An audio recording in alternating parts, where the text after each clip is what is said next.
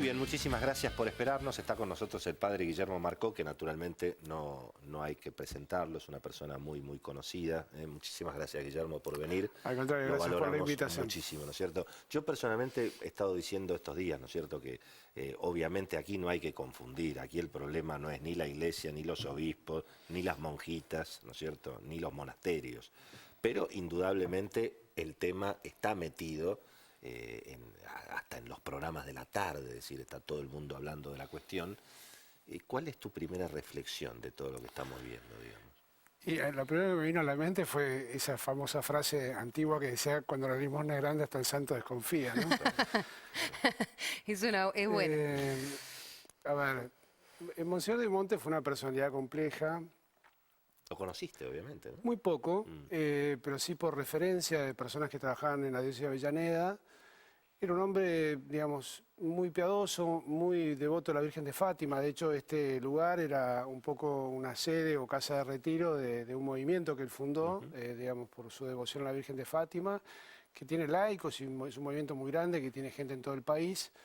En ese sentido, él siempre fue un hombre bastante apostólico, pero también tenía como esta faceta de, digamos, que no le simpatizaba nada al cardenal Bergoglio, de ser cercano al poder Claro, de de los turno, sucesivos Claro, gobiernos. esa cercanía con el kirchnerismo no era novedosa. No, porque había sido cercanía antes con el menemismo y antes con el gobierno militar, así, es un estilo de obispo, digamos, más bien cercano al poder y muchas veces no obteniendo beneficios para sí, sino, bueno, en las diócesis donde estaba, para las obras que él realizaba. Pero obviamente yo siempre digo, y lo decía el cardenal, el poder se cobra de los favores, ¿no? Claro. Y yo creo que este presunto favor que habrá pensado López que no iban a guardar el dinero, digamos, tuvo el peor costo para ellas, me Sin parece, duda. ¿no? A nivel de imagen. Sé que la superiora, que es la hermana más grande, tiene fama de ser una santa mujer. Que pobrecita, tiene 93 años, está postrada en una cama, así que dudo que pueda tener algún criterio. ¿Qué digamos. rol tiene en este momento el obispo Radrizzani, que vendría a ser de alguna manera el responsable del territorio? Del No sé área, si claro. corresponde. Yo diría que plantearlo en Radrizzani esos la única términos. responsabilidad que tiene es que, bueno, es el obispo de la zona geográfica, Claro. porque la realidad es que esto no llegó a ser ni siquiera una congregación religiosa, porque para que una congregación sea aprobada hace falta elevar sus estatutos a Roma y que haya una cantidad X de vocaciones, y esto nunca pasó. O sea, esto pasó a ser una asociación fundada por un obispo que tenía su propia sede, era un obispo emérito de la diócesis que vivía ahí, y por lo tanto yo creo que está bien que la Radrizzani se haya hecho presente, aunque no tenía nada que ver, porque obviamente, digamos, la gente relaciona un tema con otro y hay que dar explicaciones. Pero son dos hombres de estilos diferentes, me parece. Es ¿no? inevitable preguntarte sobre esta famosa historia de las bóvedas o Sí, las eso. criptas, donde además digamos, se discute de si es así, si corresponde, son si se criptas, entierran si o en no se realidad, entierran sí, a se los puede Sí, obispos. enterrar a ver, digamos, el derecho canónico prohíbe el enterramiento de personas hoy en día en iglesias. Antes era una práctica habitual que hubiese cementerios al lado de las iglesias y que incluso uno va a Europa y se encuentra ve lápidas habitualmente, todo el totalmente, tiempo exacto. en las iglesias antiguas, ¿no? Esta costumbre se prohibió salvo en caso de obispos. Entonces los obispos normalmente, por ejemplo en Buenos Aires, debajo del altar mayor de la catedral, está la cripta donde están enterrados todos los obispos, salvo Cuarrachino, que está enterrado, él pidió ser enterrado en un altar, y me acuerdo Bergoglio que me había dicho que pensando que iba a terminar sus días en Buenos Aires, que quería ser enterrado en el altar de San José, arriba también en la iglesia.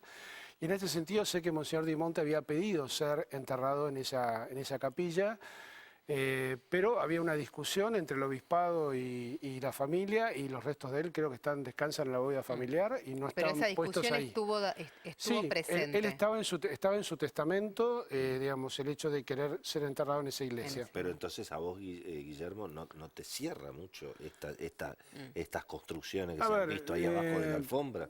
Sí, pareciera, digamos, tienen el tamaño que uno diría, bueno, son para poner ataúdes, pero si la ley lo prohíbe, digamos, es como, no sé, parece todo extraño. Y por otro lado, no sé, no entiendo por qué si estaban, las monjas nos dijeron directamente, esto está ahí, miren que aquí en este lugar hay debajo para que las encuentren de esa manera, sabiendo que están haciendo un allanamiento, lo más fácil era, si no tuvieran nada que ocultar, eso, digamos, decírselo a quien estaba haciendo el procedimiento. Es imposible pensar que Bergoglio o el Papa Francisco no sabe de esto y no tiene una mirada sobre este asunto.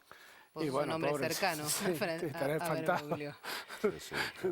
¿No? Porque me parece que están las antípodas de la realidad que él plantea, digamos. Recordemos que él viene de exhortar a escuelas ocurrentes que rechace una donación del gobierno argentino, así que más bien el estilo de Bergoglio siempre ha sido, digamos, de no recibir favores del poder. Yo, alguna anécdota chiquita que puedo contar, él siempre tuvo la posibilidad de tener pasajes habilitados en la Secretaría de Culto para los obispos, cuando tenían que viajar a Roma sobre todo, y es una práctica bastante habitual. Claro.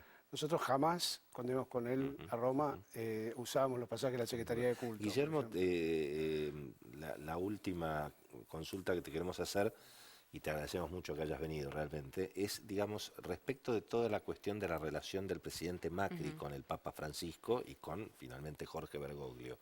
¿Qué nos podés decir, digamos, de todo lo que se especula, de lo que se dice, de estas actitudes?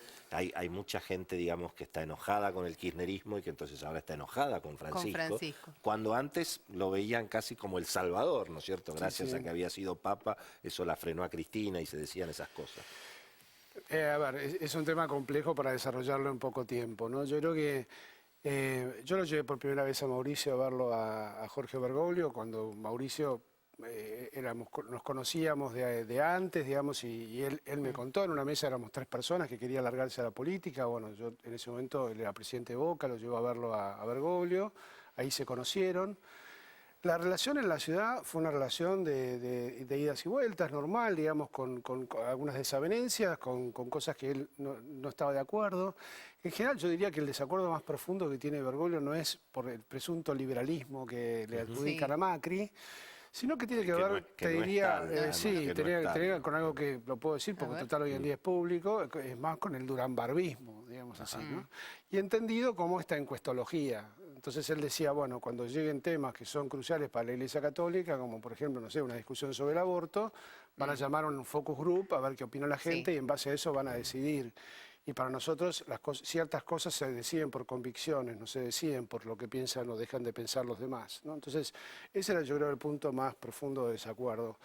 Yo creo que hay un error de planteo del gobierno también, porque la gente se enoja porque lo recibe, el tiempo que lo recibe, y dicen, bueno, pero si a Cristina la recibí un montón de tiempo, la recibí en Santa Marta. Es que hay que entender, digamos, algo que a nosotros nos resulta bastante incomprensible, que es cómo es el protocolo en Europa y sobre todo cómo es el protocolo para la Santa Sede.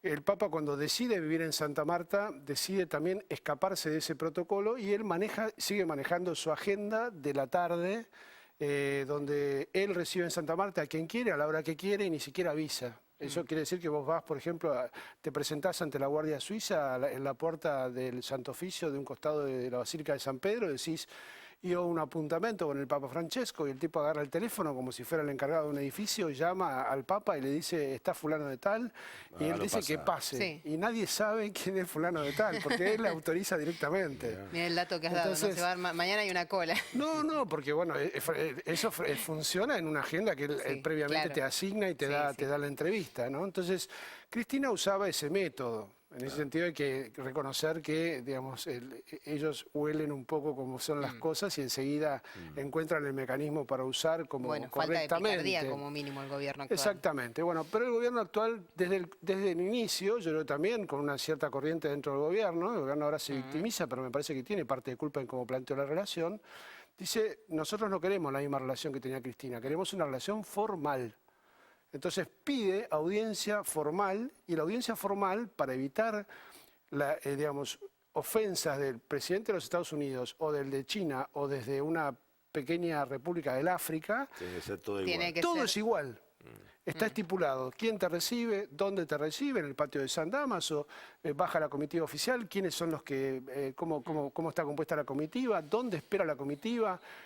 Si ustedes se fijan, él lo saluda, buenos días, señor presidente. Claro. O sea, a una persona porque obviamente lo está recibiendo en un marco de formalidad que a él no resulta cómodo. ¿Y el próximo encuentro va a ser distinto? Y el próximo encuentro esperemos, si bueno, deciden hacerlo de esta manera, que sea ahora cuando se lo canoniza el padre Brochero y el cura Brochero, y que sea en Santa Marta, ojalá.